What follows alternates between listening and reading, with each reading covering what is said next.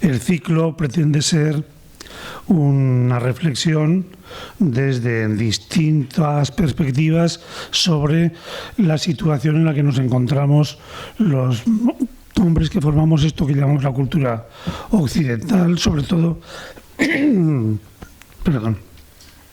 sobre todo la cultura europea, con este clima a veces de desánimo, con este clima a veces, algunos dicen, de decadencia, con este clima en el que realmente estamos y en el que nos hacemos algunas preguntas serias e importantes. Y eso es lo que intentamos repasar. De ver la situación que correspondería al sociólogo, vamos a iniciar hoy con el filósofo. A ver a dónde nos llevan estas preguntas que vamos a ir haciéndonos, como digo, desde distintas perspectivas. Y para hacerla hoy desde la filosofía tenemos a Andrés Ortiz Osés. Él es filósofo, toda la vida se ha dedicado a la filosofía. Su formación, primero en España, pero luego en Austria y Alemania. Su dedicación siempre a la filosofía, al mundo de la hermenéutica. Primero aquí en Zaragoza, también es verdad, que inició su enseñanza aquí en Zaragoza, pero inmediatamente ya se lo llevaron al exilio, en donde él se ha sentido muy a gusto. O sea, ha sido un exilio muy dulce. Y de donde lo hemos recuperado ahora también para vivir aquí con nosotros. Él, bueno, tiene mucha obra, seguramente que alguno de vosotros lo seguirá por el Heraldo, pero esa es su obra más sencilla de divulgación, porque la gran obra la tiene en revistas de tipo más científico y en un número enorme de libros dedicados fundamentalmente a eso, al mundo de la hermenéutica. A Andrés, un antiguo amigo, pues le damos las gracias por estar aquí con nosotros, por esa disponibilidad que tiene para hacernos participar de sus reflexiones y para darle a nuestra ciudad pues un poquitín más de peso y de nivel en lo que se refiere a este mundo de la reflexión. A todos también nuestro agradecimiento y esperamos que el ciclo que hemos preparado sea del agrado de todos. Pues hasta el próximo martes. Ahora, Andrés, ya veo que has enchufado el micro, pues vamos a nosotros a enchufar nuestros oídos para escucharte. Muy bien. Buenas tardes, entonces. Se oye bien, ¿verdad? Gracias por asistir aquí en este día tan frío, ¿no? Yo creo que es el primer día de otoño, ¿no? San Carlos Borromeo. Y gracias sobre todo a Pepe Alegre, que me ha invitado a este salón tan bonito. Espero que os interese lo que voy a decir. A mí desde luego me interesa y voy a procurar ser sencillos. Son cuestiones importantes, pero ser un poco sencillo para que me sigáis, ¿no? Si alguien quiere profundizar un poco más, yo tengo un par de libritos, yo creo que son bastante legibles. El libro de símbolos y el duelo de existir.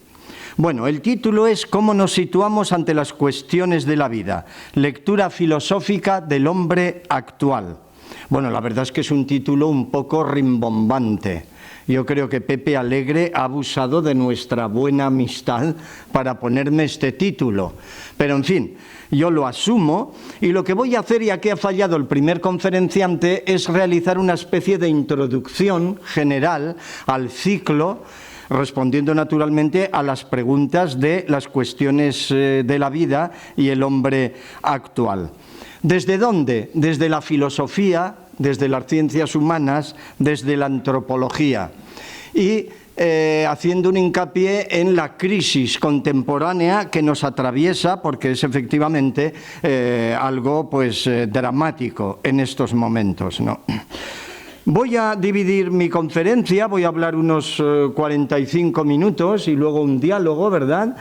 Y voy a dividirla, primero, unas palabras sobre las cuestiones de la vida, segundo, sobre el hombre actual, y tercero, una reflexión antropológica que nos sirva para enmarcar este discurso y finalmente una conclusión para que saquemos algo pues práctico y concreto y que entendamos y que nos interese para nuestra vida cotidiana. Primero, pues, sin más preámbulos, las cuestiones de la vida. ¿Cómo nos enfrentamos, cómo nos situamos a las cuestiones de la vida? Bueno, esto de las cuestiones de la vida, pues habría que empezar con la canción popular, con la cultura popular, ¿no? 3 cosas hay en la vida: salud, dinero y amor, ¿no? Bueno, esto sería un poco la primera clave, ¿no? La salud es la base, la infraestructura. El dinero es la supraestructura. Y en medio está el amor. El amor en un sentido más amplio del término. Salud, dinero y amor, habla la cultura popular. Bueno, un poco más técnicamente, ¿verdad?, filosóficamente hablando, luego hablaré más antropológicamente, diríamos que las cuestiones de la vida, profundizando, son las cuestiones de la vida y de la muerte. Esto me interesa mucho subrayarlo desde el principio. El hombre, el mundo, está inmerso en una realidad mucho más amplia, la realidad física. Y la realidad física, como nos cuenta la ciencia contemporánea, por una parte es expansión, explosión a partir del Big Bang, ¿verdad? Explosión, expansión, apertura. Pero por otra parte es implosión, impansión, muerte, muerte, regresión. Así que hay el Big Bang, la explosión expansiva del universo, que es lo vital. El eros cosmogónico, decían los clásicos, ¿no? Y por otra parte está la muerte. El Big Crunch, que llaman, el Big Rip, ¿no? El desgarramiento final, la implosión, la impansión final. Este es el contexto en el que estamos, y en la biología, en las ciencias de la vida, en la vida humana, ocurre paralelamente lo mismo. Biológicamente, la vida consta de tropos, tropismo, dinamismo, evolución, ímpetus, decían los casos, ímpetu, potencia. Y por otra parte, antitropos, antidinamismo, colapso, regresión. Así que la vida es eros y antieros, expansión e impansión. Es decir, vida y muerte en uno. Esto es fundamental, y más a cierta edad como tengo yo, y veo aquí algunos colegas también, es absolutamente necesario que lo repensemos y que lo recordemos. Dando un paso más, los clásicos nos hablaban de que la vida, por una parte, se define como motus ab intra, movimiento desde el interior al exterior, del interior al exterior. Muy bien. Y viceversa, motus ad intra, movimiento del exterior al interior. Así que la vida es expansión e impansión, exteriorización e interiorización, apertura y repliegue, ¿no? Muy importante esto, ¿no? Nacimiento y fenecimiento, ¿no? Podríamos decir que de algún modo, por lo tanto, sabemos de dónde venimos y a dónde vamos. Venimos del interior de la vida al exterior del mundo. Y vamos del exterior del mundo al interior de la vida. Este es el movimiento desde las ciencias humanas. Así que sabemos de dónde venimos y sabemos aproximadamente a dónde vamos. Y también sabemos aproximadamente dónde estamos situados. ¿Dónde se sitúa el hombre? en esa oscilación, en esa mediación, en esa implicación de contrarios entre el nacimiento y la muerte, entre el interior y el exterior y el interior. Es decir, cuando uno se hace viejo, sobre todo, esto me interesa hacerlo resaltar, porque el joven es pura expansión, pura explosión, puro eros, pura proyección, decía Ortega, pura futurición. Sin embargo, la vida en el viejo aparece la otra cara, la reflexión, la interiorización, la implicación, el repliegue preparatorio de esta vuelta al interior. Provenimos del interior al exterior y volvemos, esto es un viaje de ida y vuelta, del exterior al interior. Interiorización. Y por lo tanto en la vejez es donde vemos cumplirse el ciclo completo. Así que si no llegas a viejo, realmente no tienes una idea exacta de lo que es la vida. El problema es que si llegas a viejo, tienes una idea exacta de que la vida es decadencia final, decaimiento, ¿no? Asunción de la muerte, ¿no? Este es el tema. Pero esta es la realidad, nos la podemos saltar, pero si nos la saltamos, ni vivimos ni dejamos vivir. Y se trata de vivir, dejar vivir y ayudar a vivir. En primer lugar, ayudarnos a nosotros mismos. Ahora que ha llegado el otoño, como decía, en este día de San Carlos Borromeo, nos convendría escuchar, sobre todo a los viejos, pero también a los jóvenes, alguna canción fabulosa. El Adagio de Marcello, este italiano barroco, luego arreglado por el francés Purcell contemporáneamente y cantado por Massimo Ranieri y posteriormente por algunos otros. Se llama, lo podéis ver en internet esta noche, os lo recomiendo, el Adagio Veneziano, con Z, cuidado, porque es un adagio italiano de origen, ¿no? Adagio Veneziano, Adagio Veneciano. Lo conocéis, ¿no? Y nos habla de questa nostra vita sembra ferma e invece va. Esta nuestra vida parece firme, parece firme y cerrada y sólida, y sin embargo se nos escapa, se nos va de las manos. Es el otoño, es el invierno.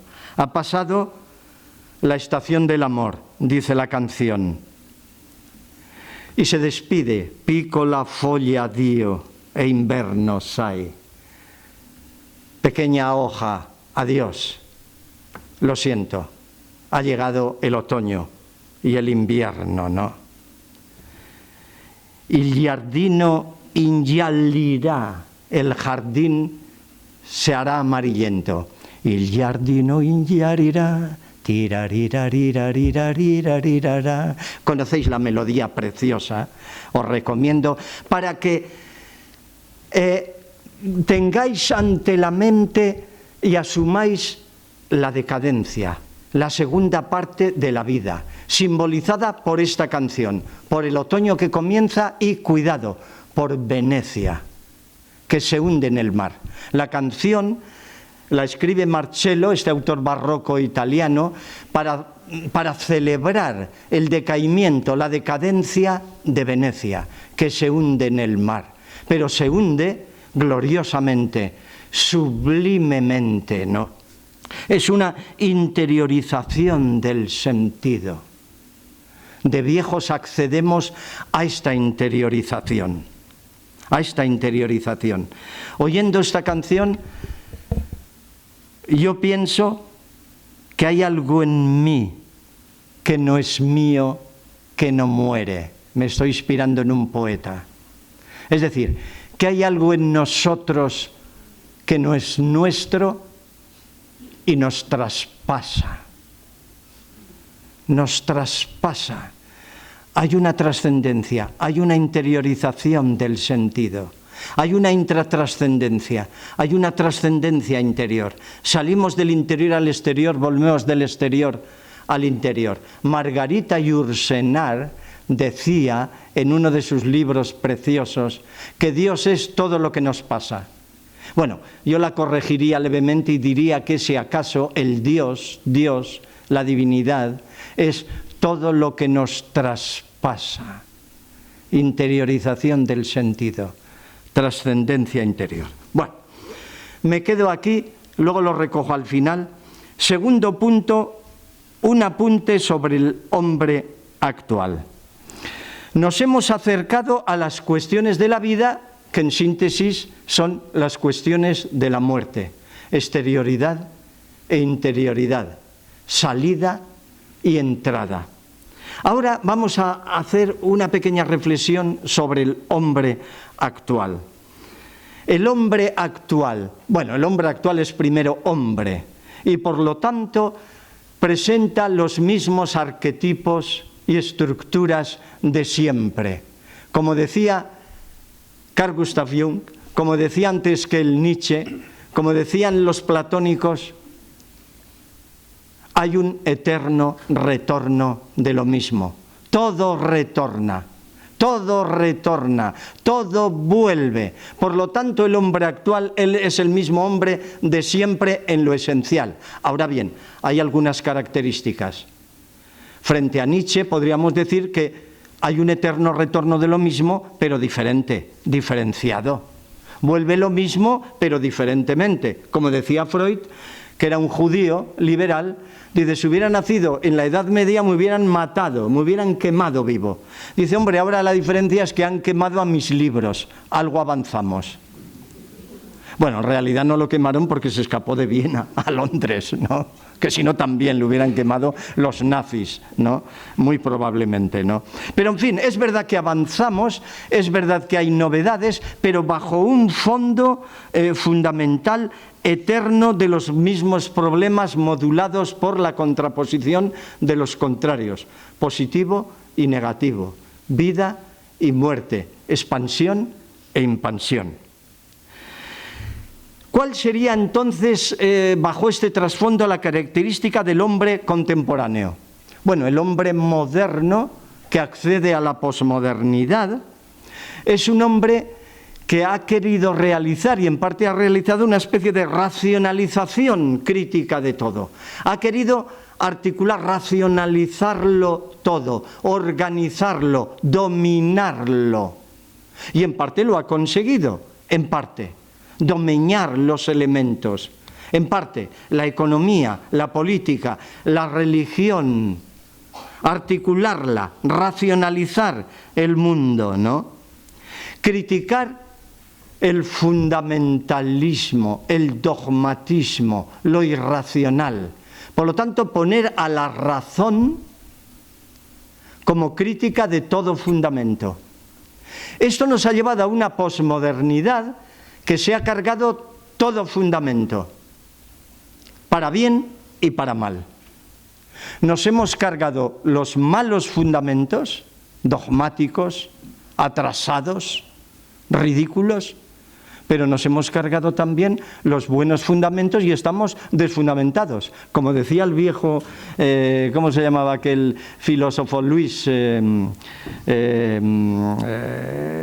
acuerdo, luego me saldrá el nombre, un filósofo español que ha muerto, Cencillo, Luis Cencillo. El hombre contemporáneo, el hombre actual, está desfondado. Ha criticado muchos fundamentalismos, pero se ha quedado sin fundamento, desfondado. Es un hombre flotante, como lo llama el amigo Gianni Vattimo y el sociólogo Bauman. Los dos definen al hombre actual como un hombre flotando, en un cierto vacío, sin fundamento, vaciado. Según Vattimo, más bien esta flotación sería aérea, y a él le gusta, Según Bauman, esta flotación sería no en el aire, sino en el agua. Tenemos una sociedad líquida, acuática, un amor líquido, acuático, Todo fluye, todo va y viene, nada queda, no hay fundamento, hasta Arguiñano está perdiendo el fundamento, ¿no? En lo que cocina. Cada vez es más light todo, el pensamiento débil, la laicización como laitización, como la he llamado yo en alguna ocasión. Este es el pensamiento moderno, posmoderno, ¿no? La crisis del héroe clásico, de los grandes héroes, nos hacen reír. Los grandes héroes, Teseo, Perseo, San Jorge, San Miguel, Superman, ya no nos dicen nada. Los héroes. Hemos entrado en una época de antihéroes o héroes trágicos, como Sísifo, los héroes existencialistas, que celebran el sinsentido. El sentido, por lo tanto, aparece flotando, huido, huidizo. O incluso celebramos los contrahéroes, héroes contrahechos, tragicómicos, como Charlot, el más grande, o Cantinflas, ¿no? Sin embargo, esta crítica al fundamentalismo, lo más curioso es que en ciertos grupos se han reavivado otros fundamentalismos. Curioso, siempre pasa lo mismo, de un extremo al otro, como vamos a ver en mi parte central, a continuación. Efectivamente, tenemos los fundamentalismos religiosos, de nuevo, feroces, sobre todo el islámico. Tenemos los fundamentalismos nacionalistas. Yo me fui al País Vasco, estuve en la Universidad de Deusto 37 años, he venido a Zaragoza a jubilarme porque nací por aquí cerca, y vi cómo cuando fui había un integrismo, un carlismo religioso, una religiosidad tremenda. Ese fundamentalismo se ha abandonado y en su lugar, sin embargo, aparece otro fundamentalismo, el nacionalismo, que en su exageración es un nazi-onanismo, ¿no?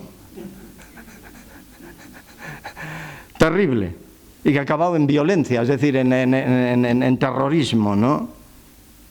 Y otras reacciones fundamentalistas como el populismo, que nos están invadiendo también y que son nuevos fundamentalismos desfundamentalizadores de viejos proyectos, de viejas políticas. Así que el hombre actual, el hombre contemporáneo, es un hombre flotante. Lo ha criticado muy bien un filósofo fino que os recomiendo a los expertos que seguro que hay en la sala también, más jóvenes o más viejos, que se llama B.C.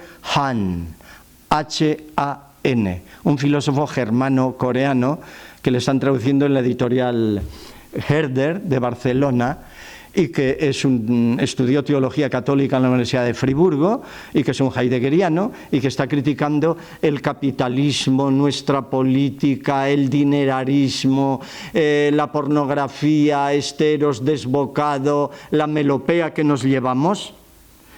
Tiene un librito precioso que dice: nos parece que estamos en una sociedad libre, erótica, maja, no, pero es pura flotación, como en Internet, ¿no? Flotamos como en Internet, virtualmente, abstractamente.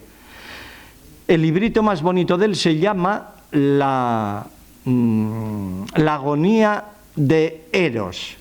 Dice, esta es una sociedad deserotizada, sin Eros, porque la libertad nos ha llevado a una especie de lujuria fácil. Hemos olvidado que el Eros tiene un trasfondo religioso, axiológico, profundo, religador, fundador de sentido. Hemos olvidado que, como decía Bataille, nada menos que el gran Bataille, la erótica es de fondo una erótica sagrada, religiosa. El erotismo sagrado tiene un libro famosísimo, ¿no? Bueno, esto es una introducción a lo que voy a presentar ahora a continuación, en la segunda parte de mi discurso. Yo os veo que no os habéis dormido, os veo que me seguís y entonces podemos dar un paso adelante que va a ser un paso antropológico. Para dar cuenta de lo que es el hombre actual, enfrentarnos a las situaciones vitales del hombre actual, os voy a narrar, me voy a volver al pasado precisamente, tomar distancia. Y luego coger el foco y volver al presente. Os voy a narrar un relato impresionante, un mito, el mito más precioso, el relato más precioso e importante que hay en antropología. Y así aprendemos antropología de una forma sencilla. Está en el libro, lo relata el gran Claude Lévi-Strauss, como los pantalones vaqueros, ¿no? El gran antropólogo belga de origen judío, recientemente fallecido, ¿no? En su obra Antropología Estructural. Cuidado, no la leáis, por favor, es horrorosa, es terrible, no hay quien la entienda, ¿no? Pero en fin, si hay expertos, sí, naturalmente, ¿no? Os aviso. Bien, en uno de los capítulos, lo voy a hacer de una forma muy sencillita, que no entendamos porque es precioso. En uno de sus capítulos, el gran Lévi-Strauss nos cuenta el mito central de unos indios norteamericanos, que se llaman los indios Panana, los Pananas, no con B, bananas, sino P, Pananas, de París, ¿no? Pananas, son los famosos indios Paune o Pony, indios norteamericanos, prácticamente desaparecidos, quedan por ahí algún resto, iba a decir, con perdón, ¿no? Civilizado, entre comillas, ¿no? Etcétera. Bueno, es un mito genial, que comienza como todos los grandes mitos, érase una vez, in nihilo tempore, en aquel tiempo. ¿Qué significa este comienzo de los grandes relatos? Érase una vez, en aquel tiempo. No. Significa que este es el tiempo fuerte, el tiempo de los tiempos, el tiempo eterno. Que esto pasaba hace miles de años, como narra el mito, y está pasando, como vamos a ver hoy, en la política, en la cultura, en la religión, como vamos a ver a continuación. El mito es una cosa realmente preciosa. Yo estoy un poco emocionado de comentarlo aquí porque con mis alumnos hacíamos grandes investigaciones al respecto y a mí me parece un mito genial. Y dice así, es muy sencillito para que veáis esta cosa genial y muy poco conocido, no sé por qué. No lo sé, nunca lo he sabido, ¿no? Casi soy el único que hablo del mito Panana, ¿no? En Deusto me llamaban el Panana, de hecho, ¿no? Algunos malévolos, claro, ¿no? Pero no soy Panana, soy aragonés, ¿no? Aragonés. Bueno, el mito dice lo siguiente. Érase una vez, in nihilo tempore, en aquel tiempo, en el tiempo de los indios Panana, la sociedad estaba regida espiritualmente por un chamán. Primer cuadro. Aparece el chamán viejo de la tribu de los Paune, de los Poni, de los Panana. El chamán viejo, el hechicero viejo. Esta especie de sacerdote cultural que tiene un poder también político, religioso, grande, enorme. Aparece en el relato viejo con su mujer inseparable y con su pipa sagrada. Adoctrinando, enseñando, curando, hechizando. Muy bien, primer cuadro, el hechicero de la tribu. Segundo cuadro, he aquí que un buen día aparece un antagonista, un chamán joven, nadie sabe cómo, un chico joven, en realidad es un adolescente, por poderes naturales, carismáticos, espirituales rarísimos, no ha ido a ninguna universidad, no ha hablado con el chamán viejo, no ha tenido ninguna iniciación, ni rito de pasaje, como dicen los antropólogos. Un buen día aparece un hechicero joven, con poderes especiales chamánicos, hechiceriles, con un carisma natural, diríamos. Segundo cuadro, contraposición, chamán viejo, chamán joven. Tercer cuadro, el encuentro, el encontronazo más bien, entre el hechicero viejo y el hechicero joven. El hechicero viejo, como le hablan del joven y está armando alborotos y tal y cual, le llama a un encuentro, a que le explique qué está pasando, cómo es posible, si él pensaba nombrar un sucesor, otro distinto, etcétera, etcétera. Entonces se encuentran y el hechicero viejo le dice al joven, ¿de dónde has sacado tus poderes? Y el joven le contesta, verdaderamente que no lo sabe, que un buen día han aparecido de un modo instintivo, intuitivo y natural. Entonces el viejo no le cree pensando que es una artimaña y que detrás habrá pues sicarios y gentes y tal. le da a fumar el hechicero joven, le da a fumar el hechicero viejo, al hechicero joven la pipa sagrada y lo embaraza, y lo deja embarazado. Una situación sin duda muy embarazosa, ¿no?, para un joven masculino, que no tenía mujer, que no tenía pipa, pero tenía poderes especiales. El hechicero viejo contraataca hechizando al joven y embarazándolo. Cuarto cuadro. Ante semejante situación, el hechicero joven huye del poblado, acabo enseguida, huye del poblado, se va al campo con las bestias, dice el mito, con los animales silvestres, aprende sus artimañas con la madre naturaleza, dice el mito. Los animales le enseñan a deshechizarse, a hacer un mejunje para desembarazarlo, queda desembarazarlo, recupera su normalidad, diríamos. Muy bien. Quinto y último cuadro, decisivo. El hechicero joven, que ha aprendido a guerrear, lanza en mano, vuelve al poblado, mata al hechicero viejo, se pone en su lugar, quítate tú que me pongo yo, coge su mujer, se apropia de su mujer y de su pipa sagrada, y a partir de entonces va a ser el nuevo hechicero de la tribu. Colorín colorado, este cuento se ha acabado.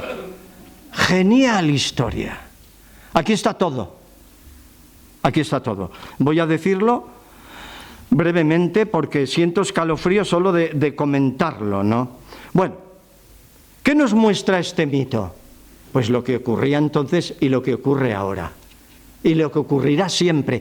Pero el hombre actual está tomando conciencia. Bueno, voy a ser más concreto. Por una parte, esto es una lección de marxismo. Parece que el marxismo lo inventó Marx. Pues aquí tenemos ya el marxismo hace miles de años expuesto en este mito.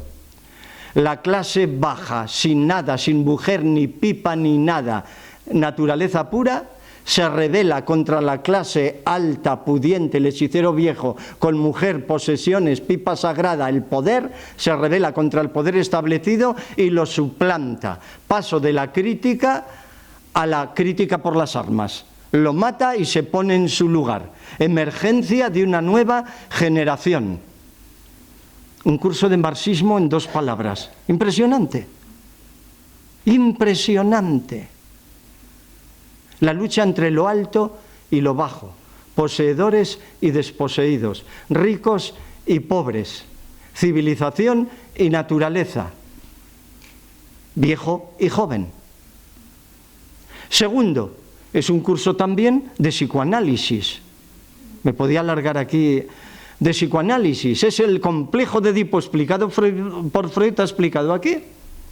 Érase una vez un viejo que representa la autoridad patriarcal, el gran padre de la tribu, frente al cual se revela el hijo, el joven, el adolescente, que, enamorado de su madre naturaleza, de lo natural, de lo matriarcal, ataca a lo patriarcal, lo echa, fundando un nuevo orden, de nuevo patriarcal, porque se erige en el jefe espiritual de la tribu, lanza en mano, arma en mano.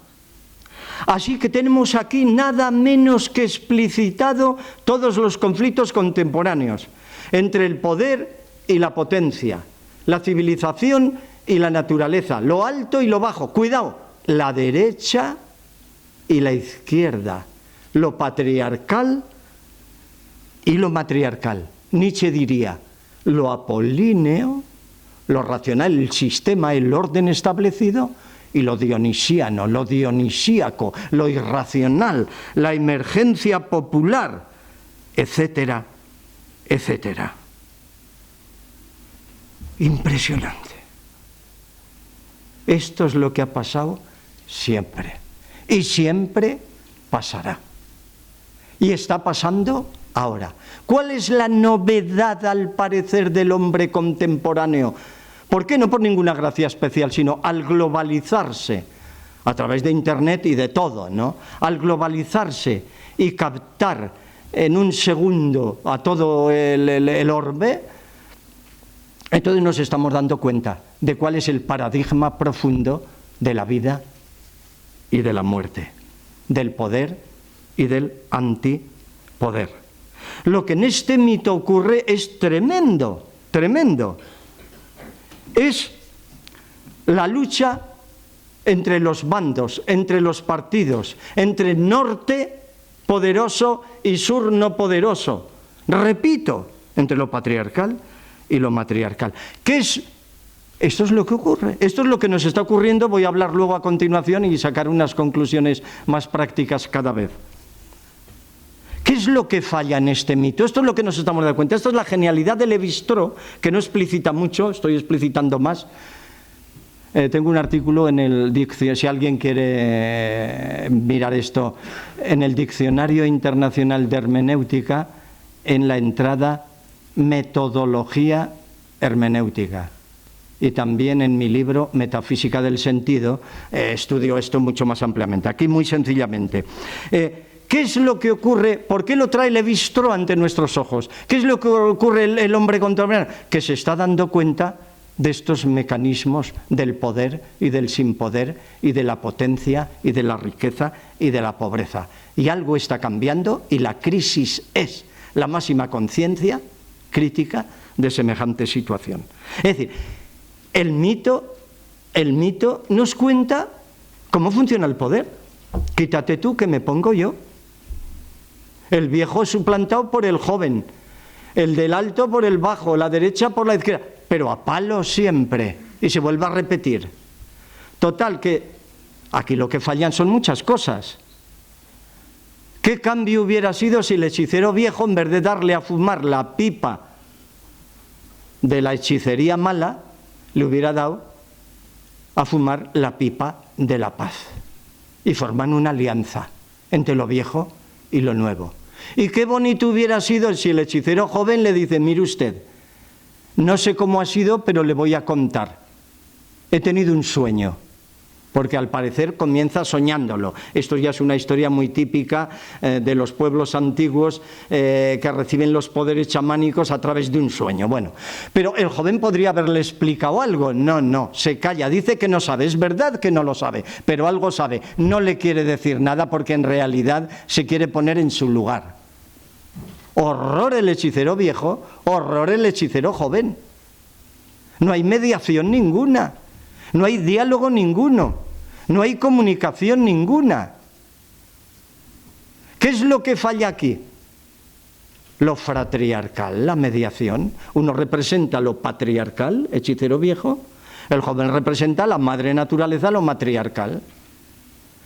Necesita el hermanamiento, la mediación, el diálogo, el medio, el remedio entre los contrarios. Lo que aquí falta es la lucha, siempre digo, entre el dios Apolo, que está allá arriba en el Olimpo, y el dios Dioniso, que es el dios de los pobres. Vamos a decirlo de una vez. Pero claro, si estos dos dioses no hay un dios mediador, se matan entre sí. ¿Qué es lo que está ocurriendo entre los opuestos? Entonces, el dios mediador es el dios Hermes. Lo que en este mito falla es lo que empezamos a entrever. La hermenéutica, yo soy hermeneuta, yo hago hermenéutica, es una filosofía y una antropología que se llaman hermenéutica porque viene de Hermes, predica al dios Hermes, que es el dios mediador de los contrarios, de los dioses y de las diosas, del Olimpo y del inframundo, de Apolo y Dioniso. Dios de los contrarios, Dios del lenguaje, Dios del diálogo, Dios de la mediación, Dios democrático, Dios del agora, agoraios, lo llamaban los griegos, ¿no? Claro, esto es lo que empezamos a descubrir. Y ahora una pequeña aplicación a este momento, dos aplicaciones, una a España y a otra a Europa. Esto es lo que está ocurriendo al hombre actual entre nosotros. Tenemos un poder derechoso, ortodoxo, el de los partidos políticos, encima encabezados por el PP, que en fin, perdona Pepe, pero sí que hasta en las palabras parece un poco patriarcal, ¿no? Ya sabéis que Pepe viene de San José. San José en la Edad Media, los frailes le ponían debajo San José, una imagen, y debajo Pater Putativus, P. De ahí viene, qué bonito, qué curioso, parece una broma, pero es verdad, la palabra, ¿no? De modo que tenemos un poder en el poder, un poder ortodoxo, derechoso, el hechicero viejo, con sus mujeres y con sus pipas sagradas, sus ¿cómo se llaman? Sus tarjetas negras, etcétera, etcétera. En contra están los de Podemos. Estos son el hechicero joven, emergente, matriarcal, sin poder y sin nada, emergiendo, atacando. Si se vuelve a cumplir el viejo ritual, estamos perdidos. Los unos nos joroban por arriba y los otros acabarán jorobándonos por abajo. Si esto no cambia, ¿está claro? En este momento lo que quieren los unos es acabar con los otros. Pero esto no es democracia. Esto no es Hermes, el dios democrático. Esto no es mediación y remediación. Esto es un cachondeo. Esto es el viejo mito del héroe. Quítate tú que me pongo yo. Matar al dragón porque el otro es el dragón. El dios que mata al diablo. El héroe que mata al dragón. El bien que mata al mal. Para el PP el mal es Podemos. Para Podemos el mal es el PP. Joder, así no vamos a ningún lado. Claro, aquí falla la mediación. Falla el dios Hermes. Vaya el diálogo. El PP tiene que aprender de Podemos a bajarse del burro, ir a la calle. Y Podemos tiene que aprender del PP europeísmo y no sudamericanismo, con perdón, populista. Es de sentido común. Si no vamos a una debacle. El mejor situado en teoría estaría, naturalmente, Pedro Sánchez. En teoría. Porque claro, el problema es que no ha hecho nada. Todavía. Pero, en fin, como situación, sí sería una posible mediación socialdemócrata entre los unos y los otros. Pero, en teoría, a ver cómo lo hace. ¿Es este el dios Hermes o el dios Mercurio? El dios Hermes era el dios griego. Los romanos lo convirtieron en el dios Mercurio. Cuidado, el dios Hermes es el dios de la democracia. Un dios majo. El dios Mercurio es un cabrón. El dios Mercurio es el de todos los bancos que lo tienen como gran preboste. El dios Mercurio es el del mercado. El dios Mercurio es el de el dinero puro y duro. Primera aplicación. Segunda aplicación y luego una tercera. Brevísimamente. Me quedan 5 minutos. ¿Europa? ¿En Europa lo mismo? ¡Hala! El norte, el poder, la Merkel, Alemania, la rigidez, los bancos, la razón europea. El hechicero viejo. El sur, el cachondeo, el hechicero joven, embarazados, embarazosos, jorobados, por no decir jodidos, ¿no? Europa del sur. Pero esto tiene que haber una mediación. Europa del norte tendrá que dejar su rigidez y acercarse a nosotros no solo en vacaciones, sino con una mayor afectividad que ellos no tienen y la tenemos los del sur. Algo tenemos, ¿no? Y viceversa. Nosotros nos tendremos que dejar de tanto cachondeo y aprender un poco de efectividad. Así que haya una mezcla entre la efectividad del norte y la efectividad del sur. Ellos necesitan afectividad, de acuerdo, son unos mamones. Pero nosotros necesitamos efectividad, porque esto es un cachondeo. Esto es el discurso, pero ¿quién lo echa? Yo, el único, y os estáis quedando de piedra y fríos diciendo, jodo. Pues lo siento mucho, pero para mí es la verdad y por eso la expongo. Me expongo mucho. No me van a pagar ni el PP, ni Podemos, ni Pedro Sánchez, ni la Iglesia. Bueno, la Iglesia hemos topado. Ahora está cambiando la cosa. Qué curioso que tenemos un modelo que yo quiero presentar como una especie de salida, el modelo Vaticano.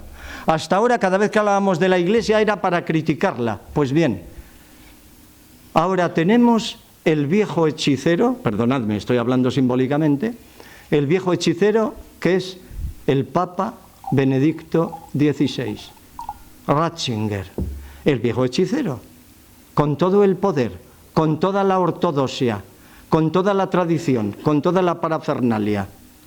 Y el nuevo hechicero, con perdón, el nuevo chamán, el nuevo papa, es el Papa Bergoglio, el Papa Francisco, franciscano, él, joven, ecológico, naturalista, que viene del fin del mundo, como él mismo dijo, sin poder, pobre, etcétera, etcétera. Pero ¿qué ha ocurrido aquí? Por primera vez un poco. Obama intentó esto y no le ha salido. Por primera vez, pues que ha habido una cierta entente entre el Papa Benedicto y el Papa Francisco. El Papa Benedicto le ha dado a fumar la pipa de la paz. Y el Papa Bergoglio le ha hablado con total sinceridad. Y hay un diálogo, y hay una mediación, y la cosa va. Es verdad que saltan chispas. Hoy he leído, sin ir más lejos, esta misma tarde, antes de venir aquí, que hay un grupo de ultras en la Iglesia que piden a Dios lo siguiente: Señor, referido al Papa, ¿no? Señor, ilumínalo o elimínalo. Volvemos al mito del héroe, volvemos los unos contra los otros, el Papa Luna, el tal, el cual. Por primera vez, aquí hay un pequeño ensayo. Yo estoy encantado. Estaba desencantado de la Iglesia y ahora puede que me vuelva a meter doblemente, ¿no? Bueno, aquí hay una cierta salida. Conclusión general, me queda un minuto. Bueno, después de lo dicho, y hablando un poco más técnicamente, yo diría, lo que suelo predicar en mis libros y en mis conferencias es que hemos tenido la modernidad, hemos tenido la tradición, hemos tenido la modernidad, hemos tenido la posmodernidad. Ahora deberíamos dar un paso hacia la intramodernidad. La tradición es ortodoxa, es el viejo hechicero. La posmodernidad es relativista, medio revolucionaria, extraña, flotante. Necesitamos un relacionismo, una mediación, el dios Hermes, el sentido humano como gran paradigma y gran bandera. El sentido es la verdad encarnada, lo cual es muy cristiano, por cierto. No me gusta y haría una crítica de las utopías salvajes que ha habido en todas partes. Utopía significa la búsqueda de un no lugar, una locura, una quimera. El otro día se me cabreó el teólogo Tamayo porque le critiqué esto, ¿no? Pero lo siento, ¿no? La utopía pertenece al otro mundo, no a este. Estamos aún en este mundo, por favor. No hagamos utopías locas, hagamos utopías. A mí lo que me gusta es la utopía. Utopía significa el no lugar. ¡Hala! La felicidad completa y total. Mira, si hacemos el ángel, si hacemos la utopía es hacer el ángel.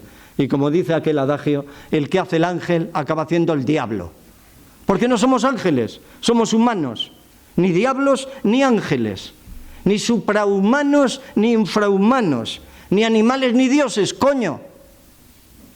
Así que no utopías, ya estamos de utopías. Sean de derechas, no, se va a arreglar la economía otra vez. Mire, no me cuente cuentos.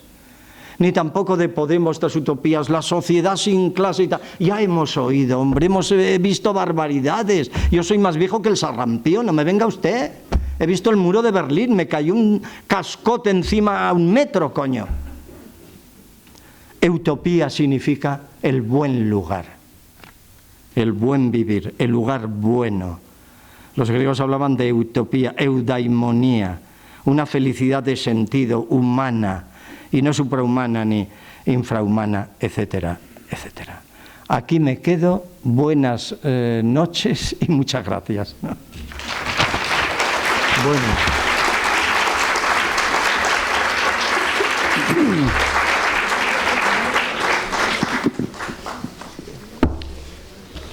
Como dice Andrés, tenemos unos minutos para poder expresarle nuestras dudas, interrogantes o admiraciones.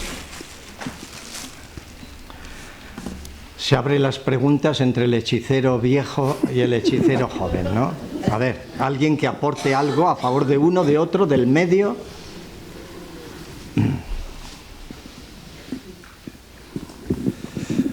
Le felicito por su conferencia. ¿Perdón? Le felicito por su conferencia, es muy amena. Le voy a hacer unas preguntas. ¿Usted borraría de la historia la Revolución Francesa? Ajá. Fue horrible, muchos muertos, pero aportó los derechos humanos. ¿Usted borraría la guerra americana de norte contra sur? Tremenda, una guerra de muchos muertos. Aportó por primera vez la erradicación de la esclavitud. La historia es como es. ¿Qué le parece? ¿Me puede contestar? Muy bien. Me gusta mucho este planteamiento. Vamos a ver, lo primero de todo, muy importante, el tema de las revoluciones. El problema de la ortodoxia es que es inmovilista y por lo tanto retrógrada y por lo tanto involucionista.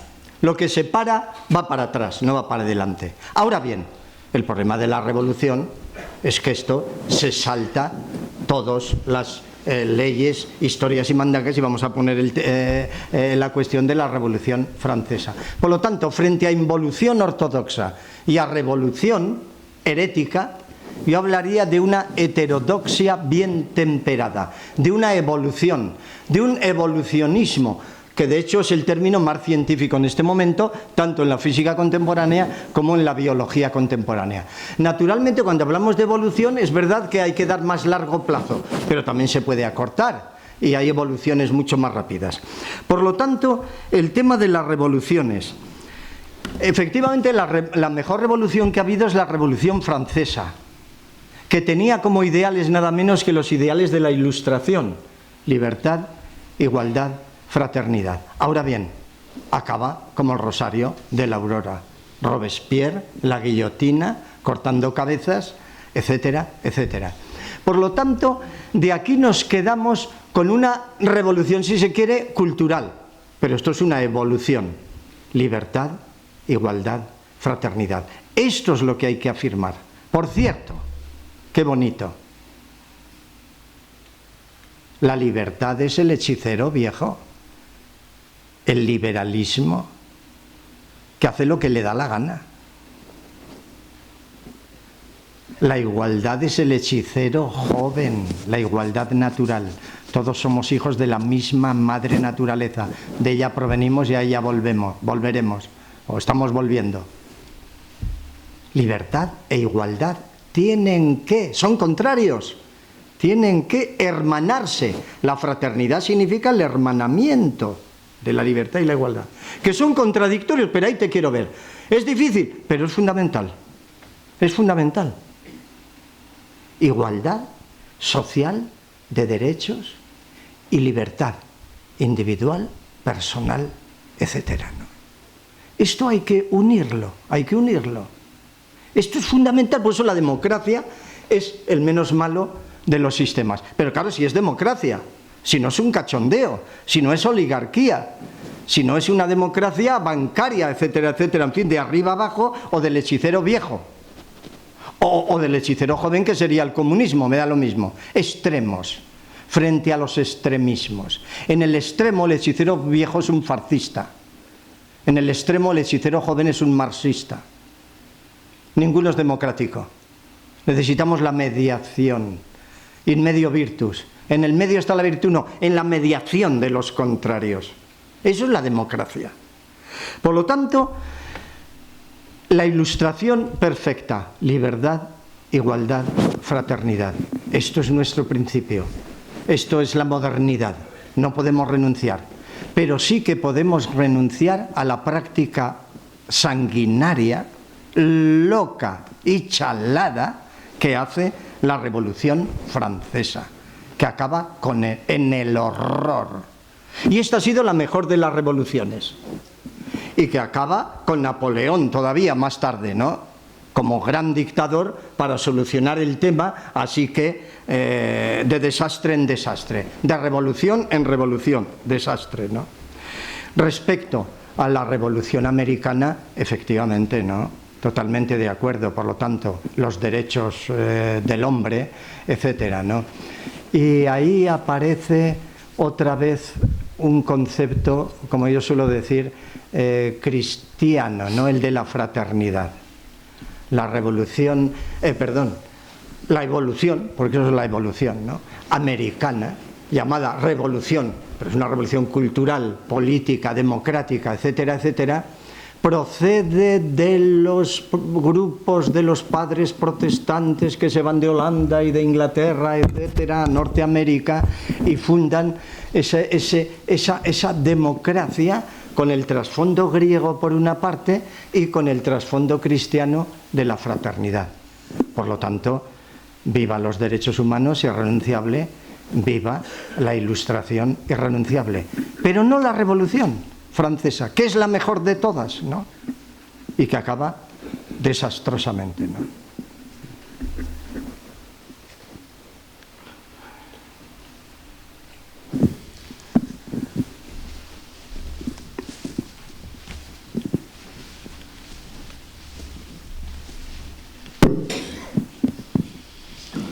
Sí, gracias. ¿Podría desarrollar un poco más la idea de estamos tomando conciencia ahora por la globalización? ¿Podría explicar un poco más esa idea? Gracias. Bueno,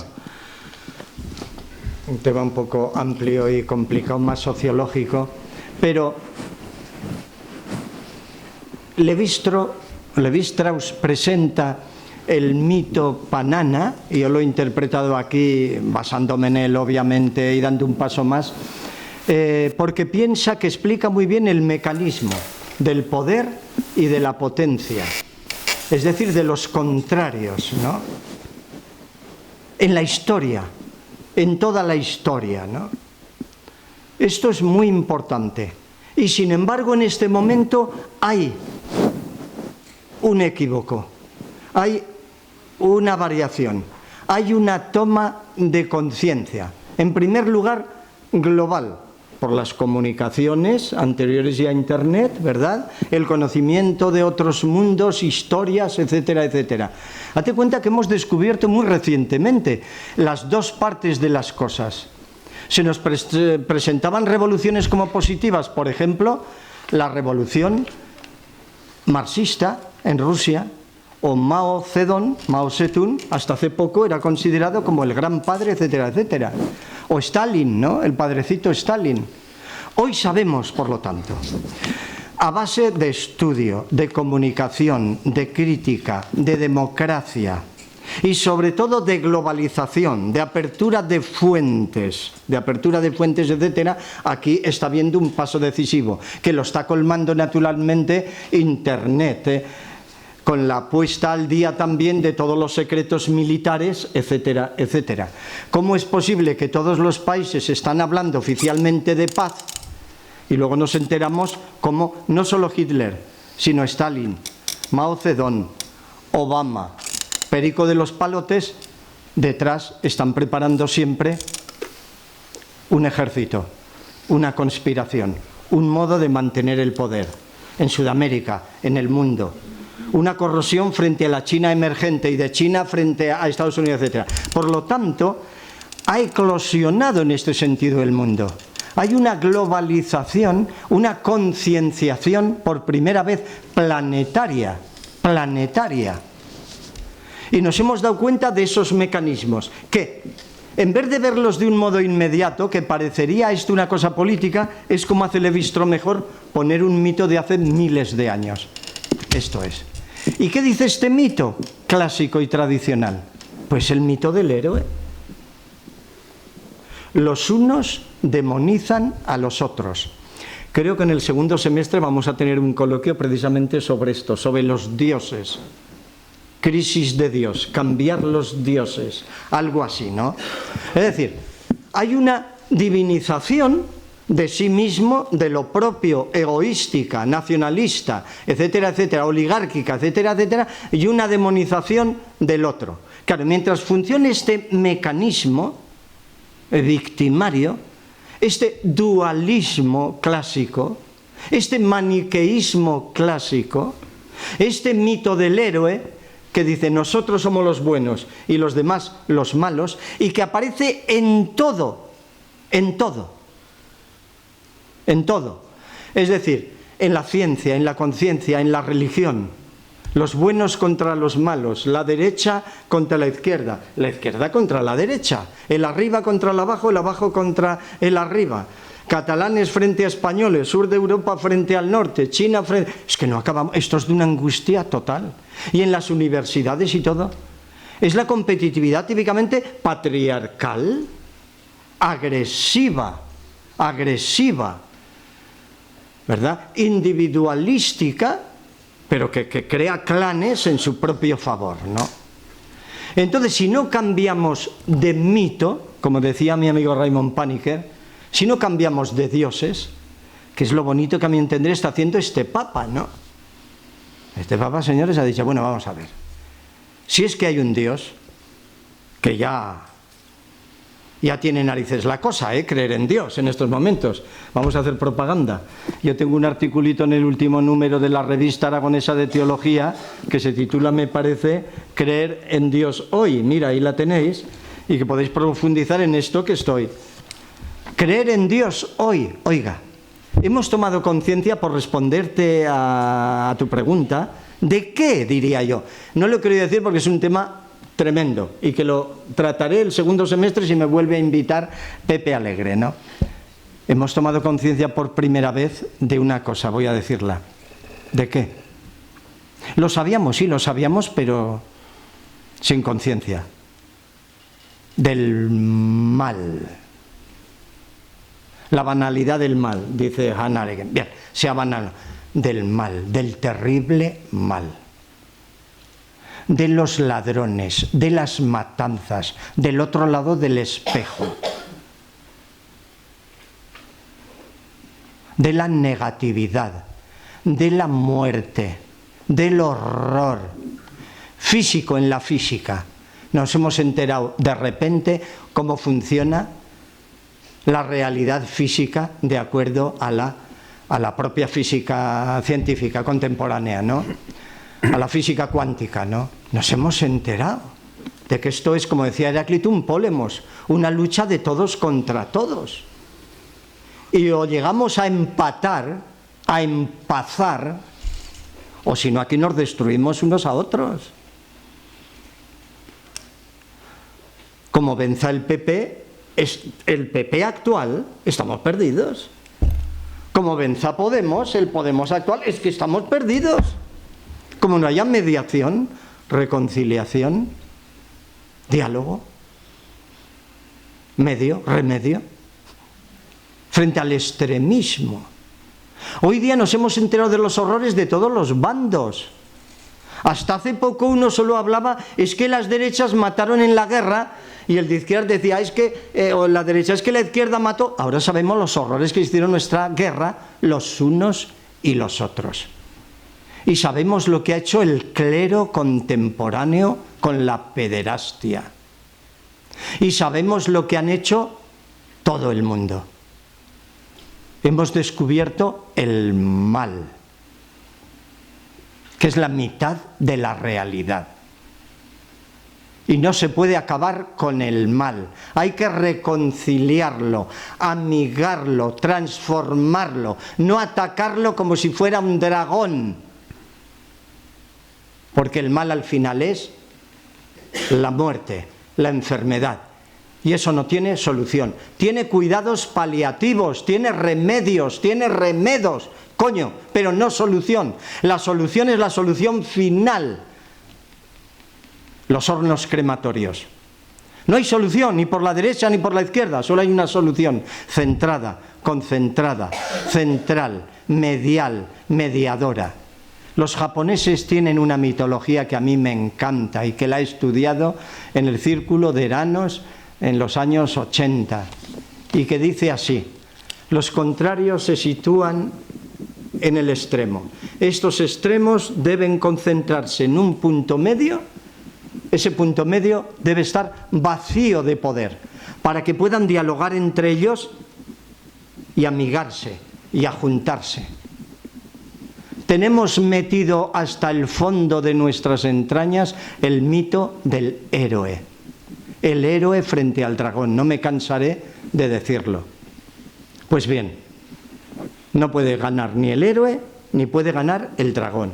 El héroe es eterno y el dragón es eterno. Lo que tienen que hacer es entenderse, apaciguarse, empatar, empazar, mediar, como ha hecho el Papa Francisco entre la derecha, está haciendo, y la izquierda eclesiástica, que es de horror también, y que de momento ahí están en el sínodo, que en griego significa sínodos, camino sintético, comunitario, unido, reunión de contrarios, está logrando un equilibrio de contrarios y una mediación de contrarios. Esta es la única clave para que el planeta no estalle por los 4 costados. Los extremismos sabemos a los que nos han llevado.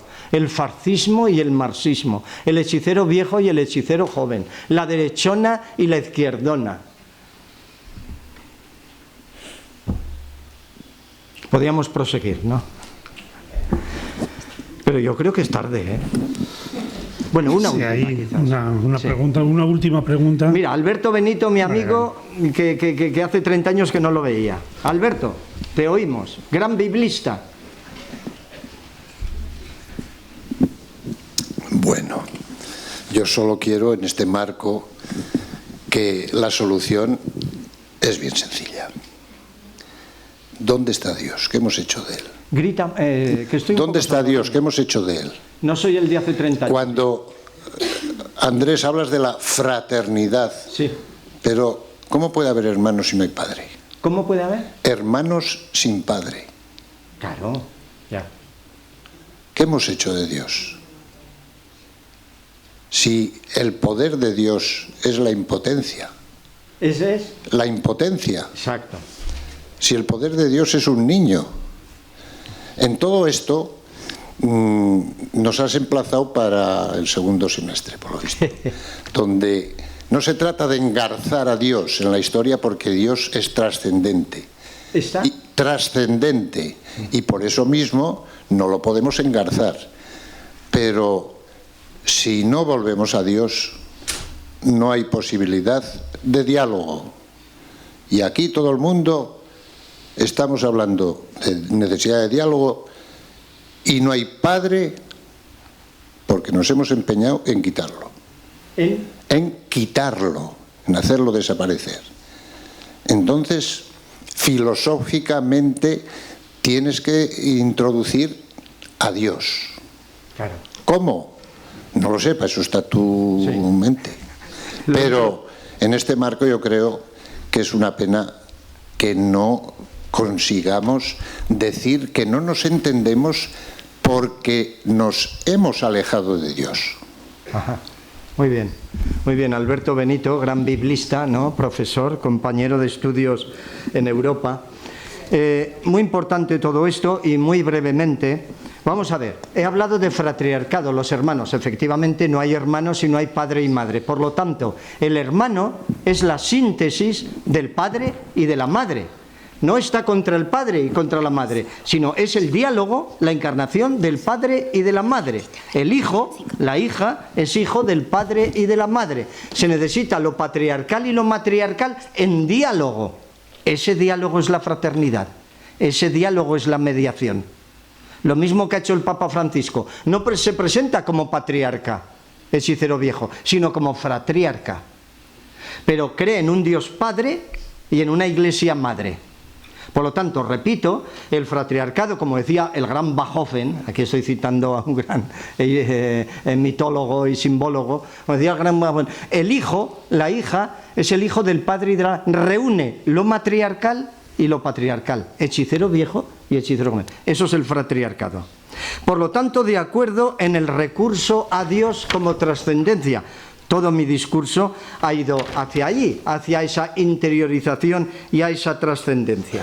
Ahora bien, la trascendencia de Dios, cuidado, y el cristianismo esto, y tú eres biblista y lo sabes mejor que nadie, es una trascendencia encarnada, humanada, humanizada, fraternizada, por lo tanto. Y por lo tanto, horizontal. Y como tú muy bien has dicho, el poder de Dios es impotencia, es un niño, es kenosis, es exinanicio, es aniquilación, es humanización radical,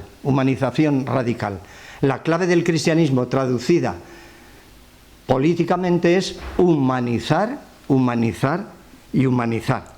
Por lo tanto, estas dos cuestiones que trataremos más largo y que se trata obviamente de cuestiones tremendas, pero que yo las situaré ahí, el fratriarcado como mediación entre matriarcado y patriarcado, hechicero viejo, hechicero joven. Y Dios como trascendencia sí, pero trascendencia encarnada, humanada, humanizada. Humanización, por lo tanto, como clave del propio cristianismo y del Dios cristiano. Bueno, una última, una pregunta. Brevísimo. Solo un comentario. Estoy un poco cansado, que estoy jubilado ya, ¿eh? Perdone, ¿sabe usted en la entrevista que concedió una entrevista que concedió en el año 66 a Der Spiegel, Martin Heidegger, que decía, visto lo que traía el progreso decadente, decía, solo un Dios puede salvarnos? Sí, genial. Lo dejó para el 76, pero que dejó esta entrevista que solo se publicara después de muerto en el 76-77. Pero es decir que solo un Dios puede salvarnos. Es decir, pues, sí, en Der Spiegel la famosa respuesta del filósofo Heidegger, que al final dice, como decía un poco Alberto Benito, ¿no? Bueno, hemos llegado a tal situación que solo un Dios puede salvarnos. Pero yo añadiría, solo un Dios auténtico, el Dios de amor del cristianismo, el Dios caridad, puede salvarnos de ciertos dioses macabros y valores macabros, del Dios temor, por ejemplo, del Antiguo Testamento o de ciertos textos del Antiguo Testamento y de otros lugares, ¿no? Solo un Dios puede salvarnos, yo añadiría, de los dioses macabros, pero realmente solo la trascendencia, solo la apertura radical puede salvarnos de nuestra inmanencia absolutamente cerrada, ¿no? Ok, gracias y hasta la próxima, ¿no?